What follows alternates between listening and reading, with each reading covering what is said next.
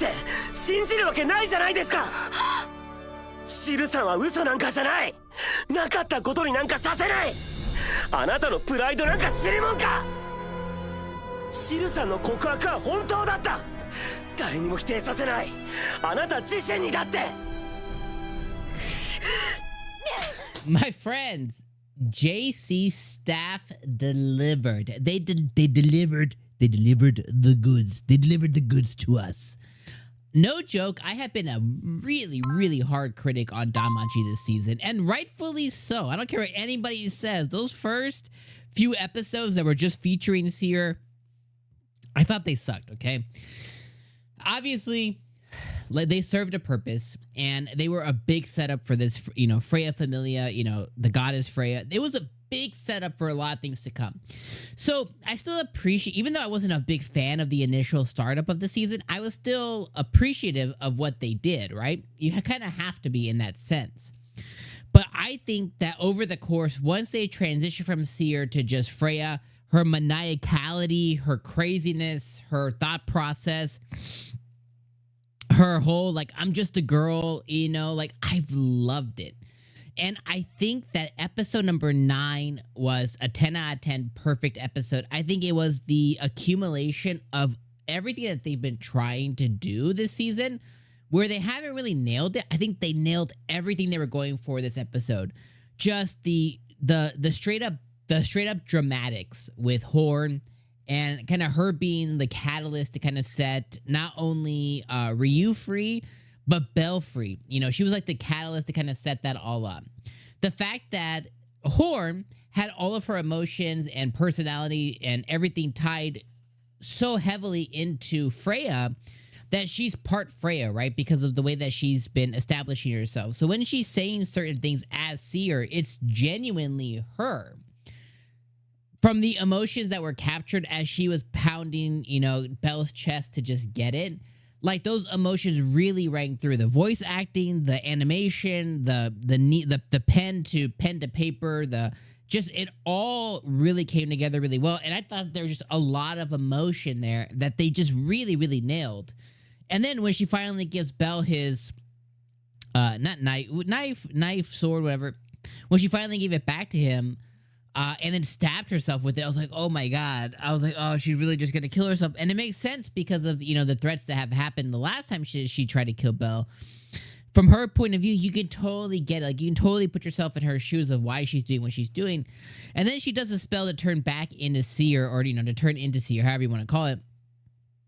And she has this emotional conversation with Belle about, you know, the end of it is, you know, save her, right? And, you know, Belle's like, I'll save both of you. I'll save both of you. And, you know, he obviously goes to go and deliver Seer or Horn or whatever you want to call it. But just like that whole 5-7 minute scene was just like Oscar worthy. Like I personally, like, I know I'm overselling it, but like, I think that it genuinely was like one of the best pieces of anime that we've gotten this year. I think that little cusp, like, and I think they just really nailed it. You know, for me personally, I thought they really nailed it. Then when, you know, the second part of it is the Freya portion of it. And, you know, when Belle goes through and he basically gets really dominant and really assertive with Freya. He was like, I don't give a shit what you said. You are Seer. You had real feelings. You're not just role played. These were real things. You told me real stuff. And, you know, it's one part of, I love the confidence, I love the domination portion of it, but the other part of it is like, well, you got to be kind of careful because he still did reject her, and he still would reject her, and that's the main problem there is like, okay, you're trying to save her through dominant words and asserting yourself, which is great, but then once you break through the barrier, then what? You know what I mean? I guess it's one of those things to where, hey, don't forget about me. I don't know if I can ever feel that way, but the door's not closed. I don't know if that is going to really swing.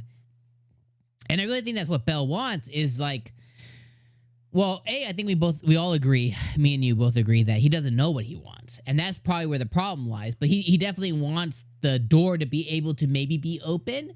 And he's not against loving Freya in the future if that's how his life turns out. But at the same time, he doesn't want to love her now. So it's a very selfish thing, but it's also the same selfish thing that he's doing with Hestia, that he's doing with, you know, What's-Her-Face, that he's doing with all, Ryu right now, that he's done with Seer, the former version of her. Like, this is what he's done to all the girls in his life, truly, is he wants them to be there. He wants a relationship with them, but he doesn't want to be in a relationship with them because his ideal is Eyes, but it's not that it's Eyes the girl. It's his ideal of Eyes that he wants to be with. So it's all, he's lost. He doesn't know, and that's probably one of the most annoying portions of him is like, okay, you need to stop being a selfish doo-doo head, and you need to figure this out.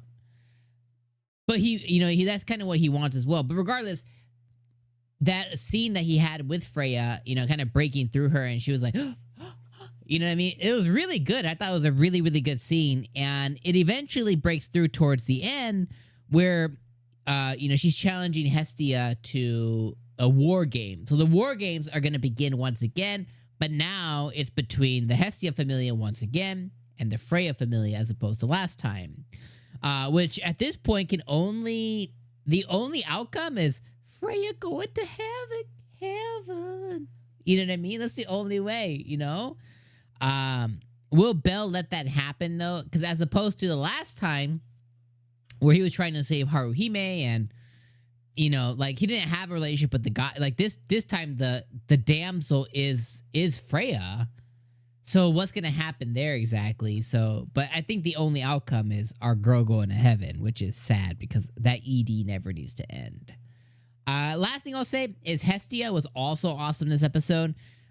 She's not my favorite character, throughout the series, but the moments where she's gotten serious, like she did this episode, you're actually able to see why she's a goddess and what kind of power she possesses and how she possesses it. Her setting up that altar and, dispelling the charm and stuff. I was like, that's really cool stuff. I love seeing that version of her.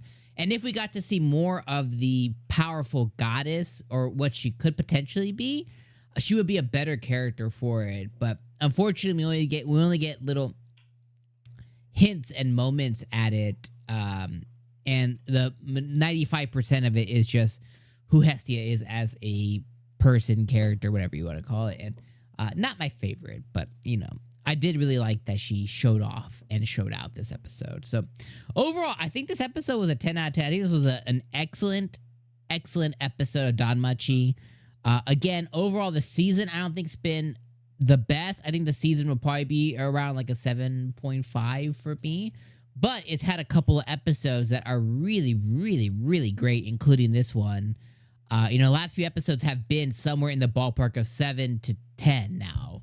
So they've swung there, but I would say the last couple episodes were really, really good. So yeah, I enjoyed this episode. I thought it was fantastic. I can't wait to see what comes next as we continue this now and we go into next week's war game, which is going to be very interesting to see how that shakes out. All right, my friends, I'll see you guys next week for the 10th episode of Danmachi. See you then. Peace.